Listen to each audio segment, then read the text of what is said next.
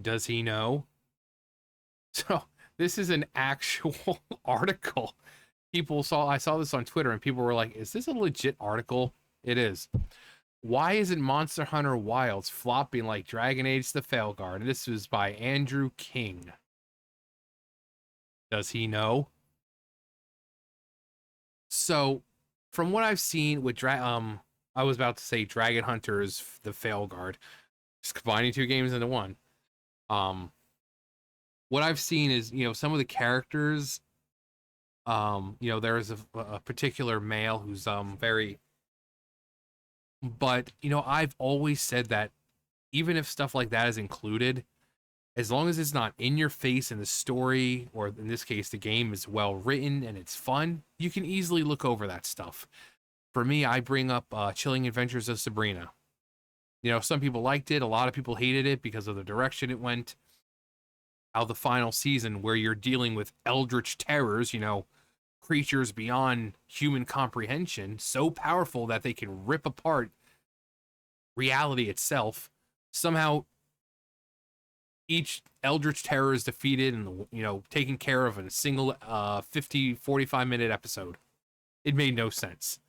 But the show started, and like the very first episode, they bring up toppling the white patriarchy. This was a show with huge amounts of feminism.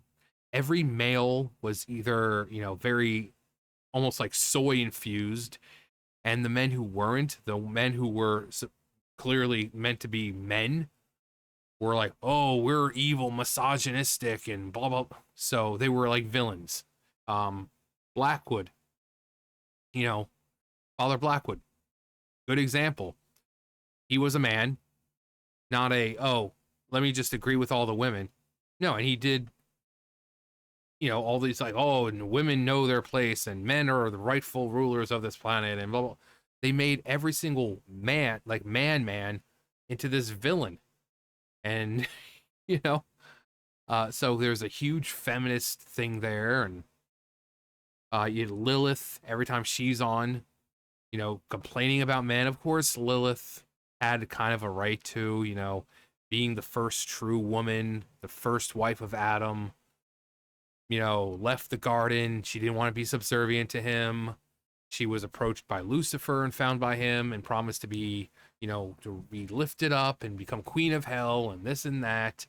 And then she got nothing. So after thousands of years of being promised to be queen of hell, she gets nothing. Instead, she's just used as a pawn to kind of like lure Sabrina into, Lucifer's, little, hand, his clutches and his to fulfill his plan. So you can understand, but it was so much. It was so much. Like, most of her dialogue was about hating men. It seemed but because the story was good, it was enjoyable enough. It was easy to overlook a lot of that stuff. So stuff like that, especially like games, again, as long as it's well written and it's fun, but that's things these people can't do. Monster Hunter Wilds is the latest entry in a long-running RPG series. It's the most approachable entry into the franchise yet. It may have lost some of its identity in the process of sanding down some of its more unique features, but the developers made that sacrifice in hopes of reaching a bigger audience, which people are still playing it. Like, plenty of people are still playing it. I mean, it just came out not too long ago, and it's still doing big PP numbers. Where have I heard this one before? Oh, right. Dragon Age the Veilguard is the latest entry in a long-running RPG series. It's the most yeah.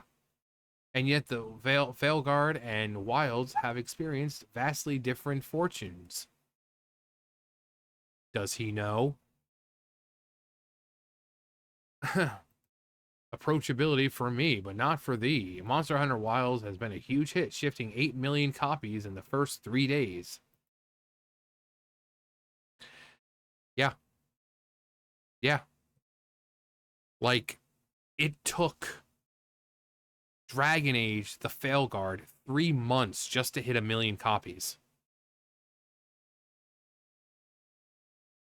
And even then, it only made about, what was it? $1.7 million or something like that. Or no, what was it? Hang on. Uh, let's see. It needed about 350 to actually about 700 million to make profit. So it was like 1 million times 70 million. Yeah, 70 million over 3 months. Monster Hunter Wilds within the first day made about $92 million. Why? Because despite the flaws that it had, despite the gameplay stuff that it might have been happening, it was still a fun game. Dragon Age is not a fun game. Simple as that. Again, it just goes with what we've been saying. You make a good game, people are going to play it. People play it, it's going to make money. Simple as that. That there's no complicated formula behind it. You make a good game, people are going to play it. With Dragon Age, the first couple days you had 30,000 refunds. So I mean, again, this isn't some secret formula here. It's not some, crazy hidden it's common sense. Make a good game, people play it. Simple as that. It's what we've been saying for years, but no one wants to fucking listen. 8 million copies in the first 3 days, making it the fastest selling game in Capcom history, beating the previous 3-day record set by Monster Hunter Worlds, 5 million copy start. As I write this, Wilds is still the #1 seller on Steam and will likely be sticking around the top 10 for quite a while. Though we don't want to count our chickens before they hatch, it's safe to say that the gambit worked. Capcom went after the audience that have been scared off by previous games' unfriendly reputation and reeled them in hook, line, und sinker with a streamlined on-ramp, easier fights, and greater emphasis on story and characters. Wow, who knew that when you have a good story and good characters, people are going to be interested in the game? Almost like we've been saying this for the past couple of years now. Who fucking knew?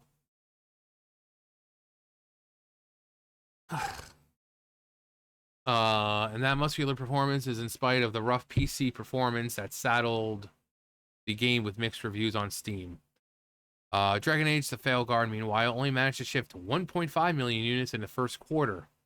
That low number was surprising, given the Veilguard enjoyed EA's best single-player Steam release ever with 70,000 launch day concurrent players. You want to know how much Monster Hunter Wilds was first day? It was like 2 million. But sure, let's go with that. Let's celebrate that paltry 70,000. But it seems like that strong debut. 70,000, that's worldwide, people. Keep that in mind. Worldwide. Not in a city, not state, not country. Worldwide. 70,000 compared to 2 million is nothing. Monster Hunter Wilds launched with an amazing number. Again, $92 million the first day. Just the first day. Like, not even a full 24 hours, and it made $92 million. While it took Dragon Age The Veilguard 3 months just to make 70 million. Not even close to even breaking even. Because again, the game took its budget was like 200, like 300, 400 million dollars. Plus you have marketing. So they outright said that they would need at least 700 million or so to break even. So was Dragon Age really a success?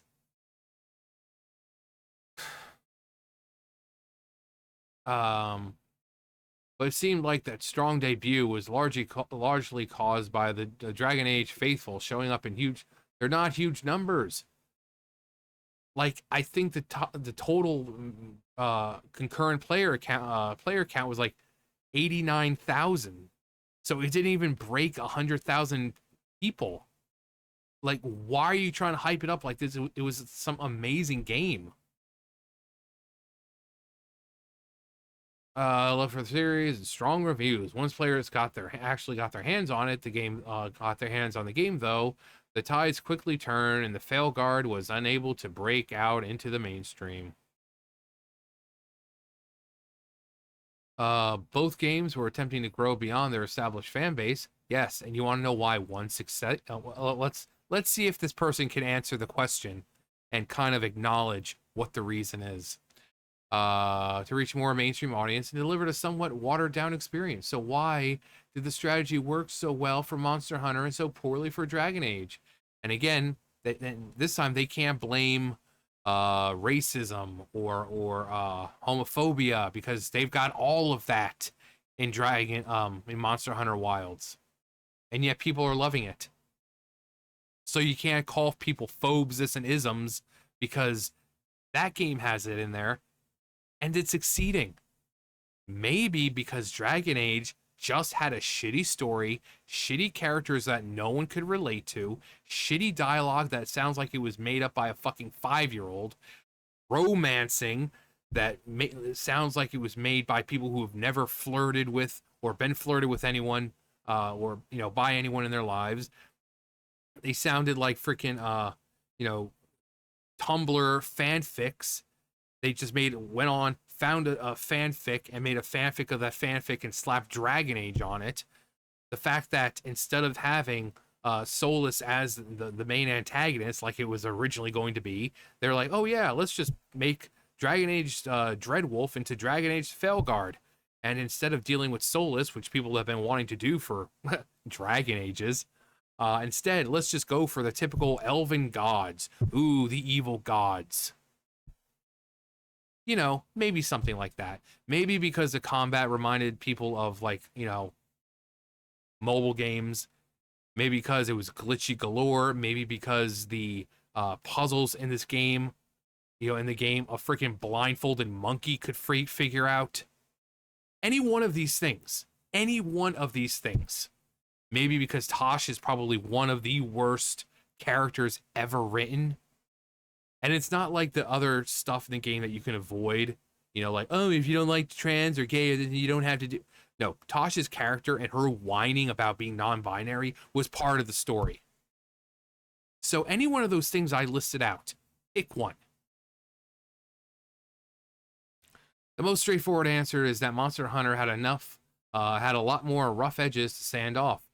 It's a series that is known for its complex combat, esoteric multiplayer, and interlocking systems that aren't always well tutorialized. Monster Hunter Wilds still delivered on much of what the series is known for, but someone who has played a couple dozen hours of the previous games, but never drove especially deep, Wilds is very recognizable as Monster Hunter.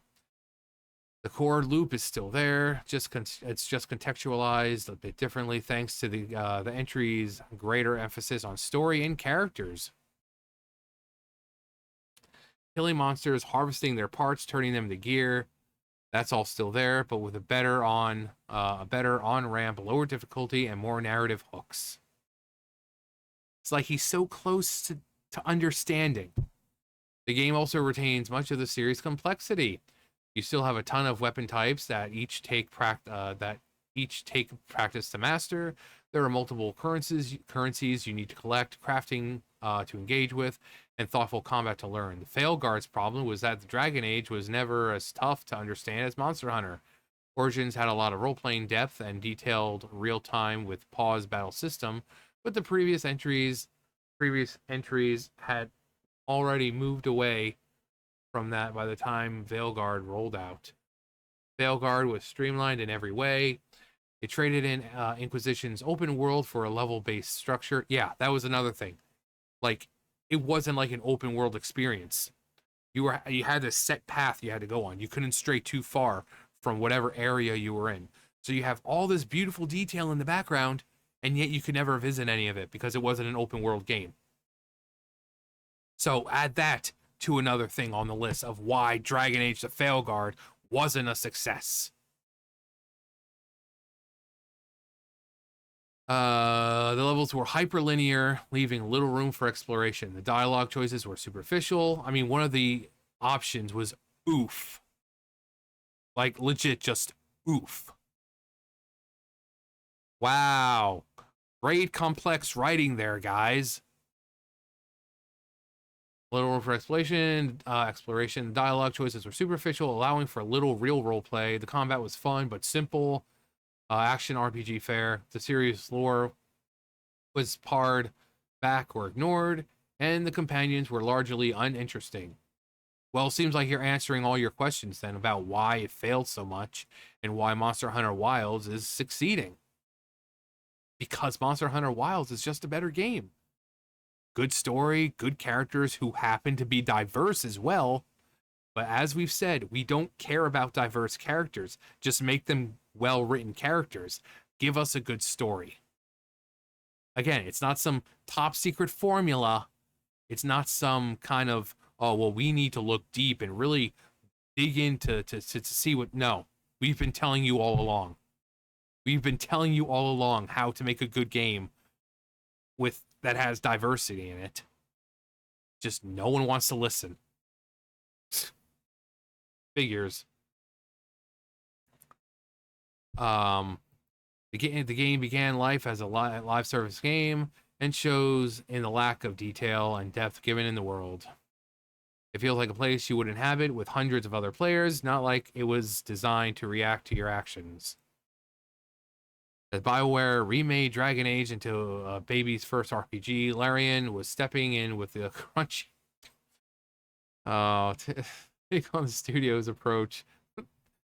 Baby's first RPG. Crunchy.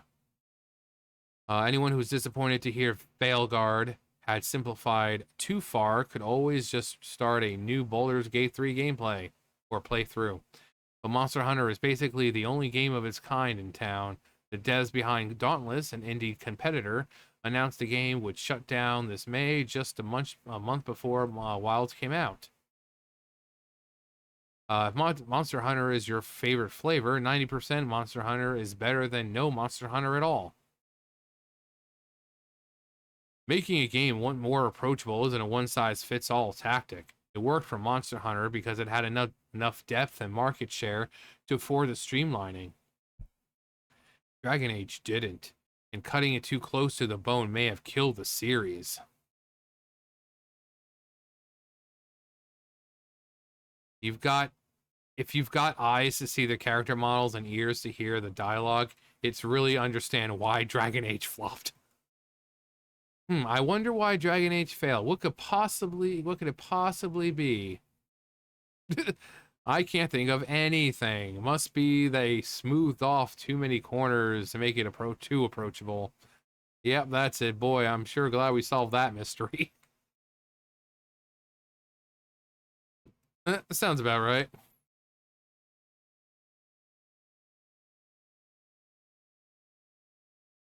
So yeah, I mean, Monster Hunter Wilds has diversity. They have black characters. They have characters. And yet no one cares. Why? Because it's a good game. Yeah, it had a little bit of a rocky start, it seemed. You know, you had some minor bugs and this and that, which, again, still to this day and age, there really shouldn't be that kind of stuff, especially since there was an open beta. But the fact is, people are still enjoying the game. They're still enjoying the game because it's a good story. It's fun, and then they didn't stray too far from what made the other games good. You had Dragon Age just destroy everything that made Dragon Age fun in the first place. The story, the combat, the companions, everything was destroyed. So, can't imagine why Monster Hunter Wilds is still being played while Dragon Age the Veilguard isn't. Is now free. It's going to be free to play for people who have the Sony, the PlayStation Plus or whatever the hell it is. Can't imagine why.